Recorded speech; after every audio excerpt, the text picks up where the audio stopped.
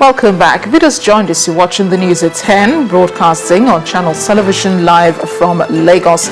A reminder of our top stories. Army renews commitment to fight against terror. Imo police arrest 25 undergraduate cult students. Erosion threatens hundreds of homes in Abia State. Residents cry for help. And 29 people were killed in deadly shooting in Kenya's coastal districts.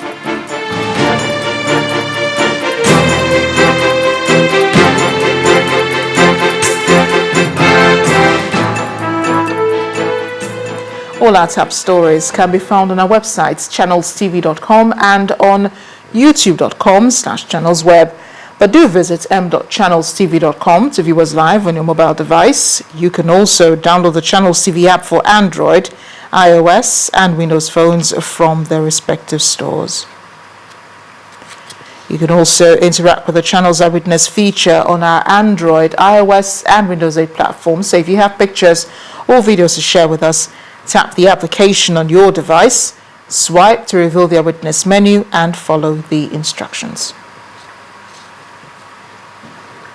On to fighting crime now. Police in Imo State have arrested over 25 undergraduates suspected of being members of a campus secret cult in Owerri North local government area. Officers moved in on the gang of youth in a forest near Emi River at about 3 a.m. following a tip-off from residents of the community about a cult initiation. Parading the suspects at the command headquarters in Owerri, the state capital, the Commissioner of Police, Abdul Majid Ali, said the boys were apprehended after a gun battle. Suspected members as well as prospective members of a campus secret cult line up at the police headquarters in Owerri. They are being paraded along with fetish-looking paraphernalia, probably charms of various kinds, weapons, and marijuana weed. The objects are allegedly items used in the initiation rituals for new members. Well, it was based on information we received yesterday that there are some boys trying to be initiated into what you call cults. So I have to detail the DCCID in conjunction with the Imo State security team to the place in question, which I want to be in a place called Emi, it's in Owerri North by the riverside. So we stormed the place as early as 03:30 a.m. Some of the boys admit they were being initiated into the cult group, though unwillingly. A friend of mine told me to escort him to go and see someone.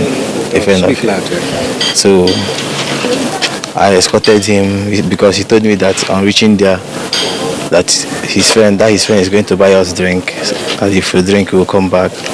So on reaching there, it was at Ebu side, Mission side. So we reached there and some boys came and started beating me. They took me inside a very big forest near that side. So they started beating us. That was their form of initiation before the police arrived and started shooting guns. They were bombing us inside bush. They were bombing us. Initiating us inside bush. How many were there? How many people? Actually, I don't really know because we closed our eyes. We were many. We closed our eyes so nobody see each other.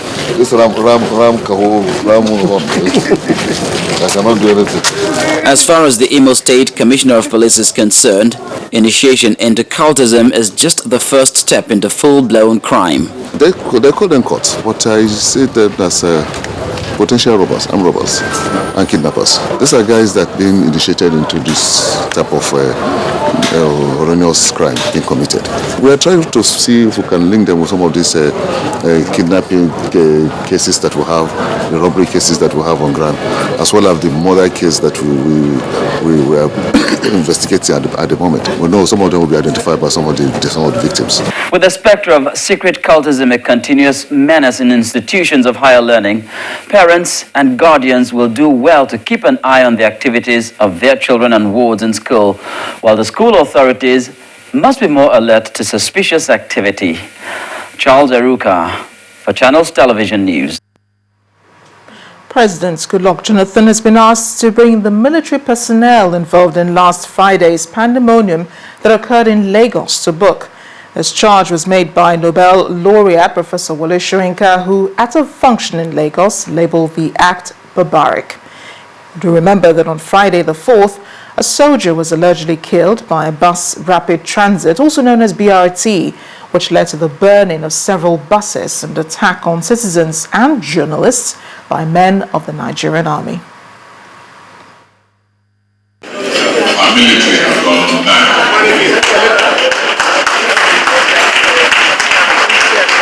Totally out of control, treacherous, because they are attacking civilians rather than protecting civilians.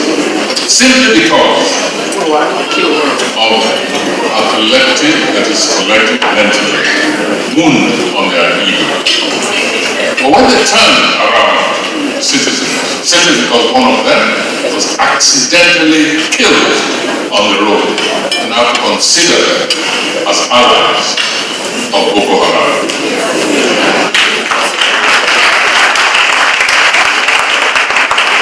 And so I demand of the Commander-in-Chief himself a sense and an exhibition of responsibility to us here who are not armed. We want an example made. Somebody somewhere is guilty of his assault on our security. The criminals must be punished. They must be made to understand that even though they lay their lives on the line, they are sustained by the resources and the will of this nation.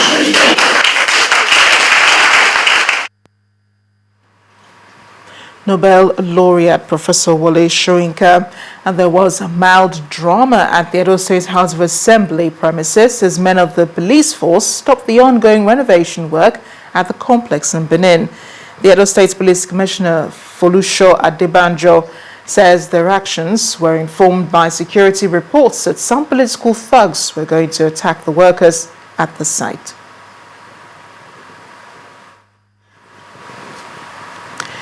In the meantime, the former Speaker of the House of Representatives, Mr. Dimeji Bankole, has challenged members of the Ogun State chapter of the People's Democratic Party, the PDP, to remain focused and resolute so that the party can get back to winning ways in next year's general elections. Addressing party leaders and supporters at a unity meeting in Yewa South local government area, Mr. Bankole asked all aggrieved individuals to forget what has happened in the past and think about how the PDP can reclaim the state in 2015. I am exceedingly grateful to everyone here.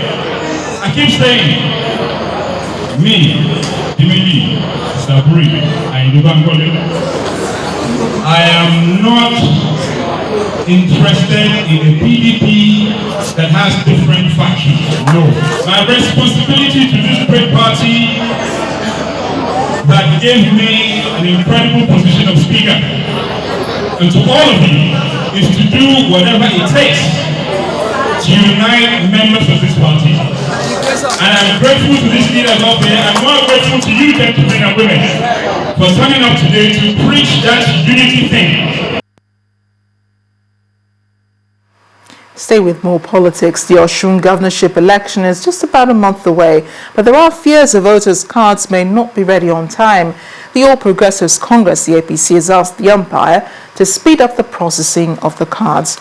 The party says it's saying this because of the reported announcements by the resident electoral commissioner in Osun State that whoever does not have a permanent voter's card will not be allowed to vote in the August 9th election.